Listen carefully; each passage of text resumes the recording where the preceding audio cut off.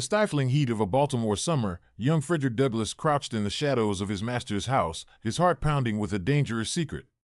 He had tasted the forbidden fruit of knowledge, and now there was no going back. It all began when his mistress, in a rare moment of kindness, started teaching him the alphabet.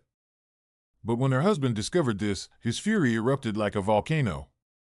"It will unfit him to be a slave," he roared, and suddenly, the mistress transformed from teacher to tyrant, snatching away books and scolding Douglass for even glancing at a newspaper. But Douglass wasn't about to let his dream of literacy die.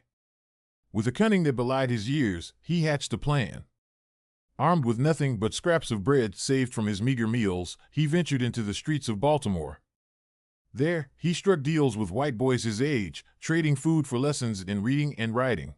Douglass proved that even in the face of oppression, a determined mind can find a way to break free.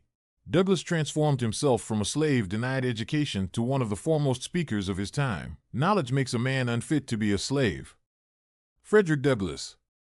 Be inspired by Frederick Douglass's powerful life year-round. Click the link in the description and proudly keep his legacy alive while supporting our channel.